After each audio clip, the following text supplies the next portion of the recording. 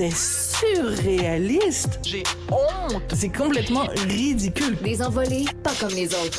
Sophie Durocher. Quand même, là. T'as le goût de les acheter? Ouais, j'ai le goût de commander ça. Tu sais qu'on est en ondes. Hein? Sophie, bonjour. Oui, bonjour Benoît. Non, mais des fois, on regarde des infopubs, puis je dis à Mme Dutrisac, appelle. Ah oui? Appelle. Mais comme là, le gadget, là, qui c'est un protège dentifrice, brosse à dents. Mais ce qui C'est montre assez pas, génial. c'est ça doit baver, par exemple.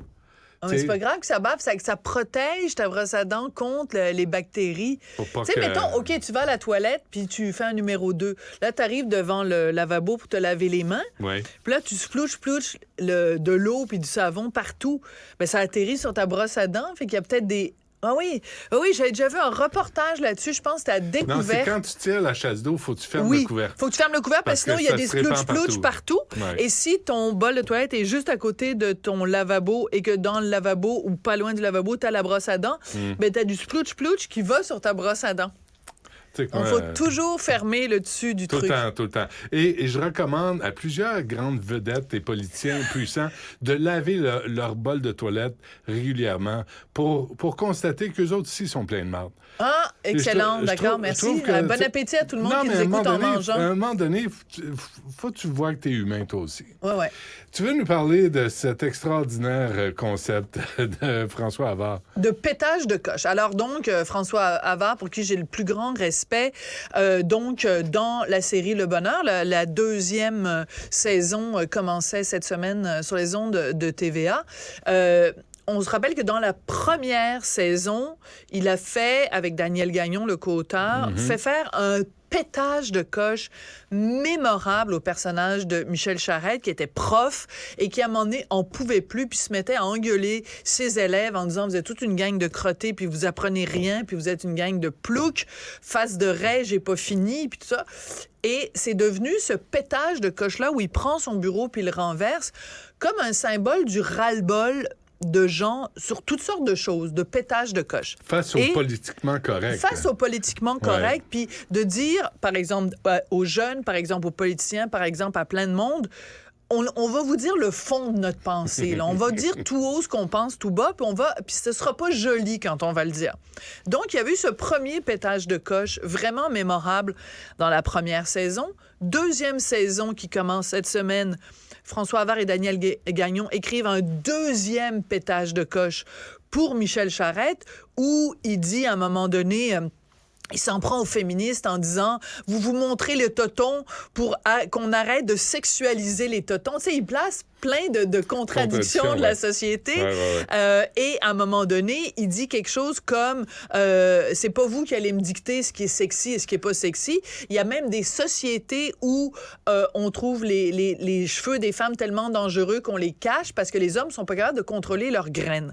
Je trouve ça assez couillu quand même de la part de Havard et Gagnon d'écrire ça et de mettre ça en ondes. Alors, ce matin, dans le Journal de Montréal, le Journal de Québec, j'ai écrit une chronique où... Excuse-moi. Oui. Et de TVA de le diffuser. Absolument. Parce que c'est pas Radio-Canada qui passerait ça, là. Jamais. Parce qu'il y aurait des traumavertissements. Oui, mais c'est encore drôle parce que je veux te faire écouter un autre pétage de coche. Donc, Infoman fait la revue de l'année, leur spectacle de leur émission de fin d'année à la fin 2022, et ils ont demandé à Michel Charette de venir faire un pétage de coche aussi. Surprise. Alors, voilà, surprise. Donc, supposément. Alors là, t'as Jean-René Dufort, t'as la fille avec les cheveux roux, Bellemare, ou je me souviens plus, Lamarre. Chantal Lamarre. Je me souviens jamais de son nom et je m'en excuse. Et t'as MC Gilles qui sont là. Et t'as Michel Charette qui arrive et qui fait un pétage de coche. Et on en a un petit extrait parce que je trouve que ça procède de la même chose et c'est assez rigolo. Mais là, on faisait juste fêter. Ta gueule, la petite face de raie! J'ai pas fini! C'est quoi l'idée, hein? Il y a eu des Olympiques en Chine, la Coupe du Monde au Qatar. C'est quoi l'affaire? Faut-tu bafouer les droits humains, esti, pour avoir des événements sportifs? Va-tu falloir que la Ville de Québec impose la charia pour avoir les Nordiques? Hein? Va-tu falloir faire ça? Hey, ça va bien en esti. Je trouve ça très drôle. Alors, tu disais, ça passerait pas à Radio-Canada. C'est pas tellement différent. Ce qui dit quand même, il faudrait imposer la charia à Québec pour avoir le retour des Nordiques. Hey, écoute, parler de la Je me charia en demande si 2000... c'est Havard qui l'a écrit. J'imagine, parce Ouais. que sinon, c'est parce que c'est un concept aussi, l'affaire Mais du ce pétage Michel de coche. Charette, là. Mais quel comédien absolument Mais- fabuleux. alors, quand il se fait lessiver, hier, je regardais l'épisode Ouais. là, du Bonheur, 2e saison, il se fait lessiver par un pseudo-féministe puis un autre, un Marc Cassivi. Un bien-pensant, un bien-pensant. pseudo Oui, Marc très, Cassivi. très Marc Cassivi, Ouais, oui. tu sais, qui a toujours un petit peu de bave sur le bord de la bouche, là. Ouais. Et là, et Charette prend son trou puis il subit les agressions. Il le joue comme Il est si... tellement bon. Et t'as de l'empathie pour lui. Tu dis, man, tu te fais ramasser puis on veut pas que ça... Et là, tout à coup, il se lève. Ouais. Puis il dit, là, asti, ça va faire. Et Ça il va. est très drôle. Il est capable de jouer les deux. Il est absolument extraordinaire. Donc, il y a ces pétages de coche-là célèbres, donc celui de Michel Charette, saison 1, saison 2, à Infoman. Mais moi, mon propos, c'était de dire, j'en veux plus de pétages de coche comme ça. Je veux des artistes, je veux des auteurs comme François Havard, Daniel Gagnon. Je veux des gens qui nous sortent de la rectitude politique. J'en veux plus en 2023. Il y en a eu quelques bribes en 2022. Ça en prend des gens qui disent... ce que monsieur et madame tout le monde pense. 99% des gens qui ont écouté le Bye-Bye, il a été écouté quand même par 4 700 000 personnes, le Bye-Bye. Donc, 99% des gens qui l'ont écouté au Québec, je suis sûre, étaient parfaitement d'accord avec la satire qu'ils ont faite des filles de Caleb, parce que Netflix, on le sait, a retiré l'épisode numéro 2 des filles de Caleb parce que Ovila faisait un blackface. Mais donc, ils ont remis les filles de Caleb à la sauce Netflix, où il y a un personnage qui est... Enfin, il y a un enfant, puis on dit... On sait pas si c'est une fille ou un garçon, donc il est non-binaire. Tu sais, je veux dire, la jument, la fameuse scène de l'étalon qui en grosse la jument. Puis là, t'as voyons, Émilie Bordelot Émilie qui Bordelot, dit est-ce que le cheval est consentant et tout ça. Bon, bref. Mais les gens sont rendus là. La population Mais dans est écœurée d'entendre parler de ces niaiseries-là. Mais dans tes pétages de coche, fais attention, là, t'as celle de Rambo Gauthier. Ouais. Tu sais, il y a des pétages de coche qui nous amènent à réfléchir, puis il y en a qui sont l'expression, tu sais, d'une débilité. OK, là. d'accord, mais je veux juste qu'il y en ait plus. Après, il y en a... moi, j'ai le droit de dire, il y en a certains que je trouve plus pertinents que d'autres. D'ailleurs, je te rappelle, hier, on s'est parlé, toi et moi, du pétage de coche de Rambo Gauthier, et où il avait traité Patrick Huard de tapette en toupette.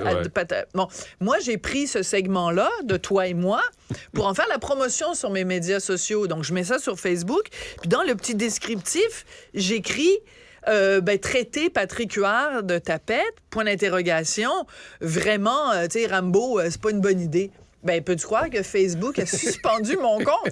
Puis ils m'ont dit, la raison, c'est manifestation de haine. Wow. Ça veut dire que l'algorithme n'est pas assez intelligent pour savoir qu'au contraire, je dénonce cette manifestation de haine. Et là, tu peux négocier avec Facebook. Quand ils te suspendent ton compte, tu peux leur dire, leur envoyer, tu peux contester leur décision. Tu peux en appeler de leur décision. C'est ce que j'ai fait. Et je leur ai dit, tu coches différentes raisons pour lesquelles tu contestes. Et moi, j'ai coché, Facebook a mal compris, mal interprété mon propos. Ça a pris 1 heure. Facebook m'a répondu en disant, nous avons bien pris compte de votre demande d'appel, mais nous la rejetons. Nous considérons quand même que vous contrevenez au truc de Facebook. Écoute, ça finit plus. Fait que t'es exclu combien de temps? Je sais plus si c'est 24 ou 48 heures. Il faut que j'aille vérifier. Et, c'est correct, ça fait du bien. Ça fait du bien. C'est comme un moment de relaxation pour toi. Tu décroches, puis tu retourneras quand ils t'ouvriront la porte. Je suis tellement en train de me retenir de te répondre. Merci, Sophie, mais je veux qu'on voit ma face quand je me retiens de pas répondre à Benoît. On t'écoute à 2h30. Merci, salut. Tu parles que j'ai jamais arrêté personne. Pourquoi? On n'est même pas capable d'attraper un troupeau de vaches, tabarnak! Hostie, je t'assure.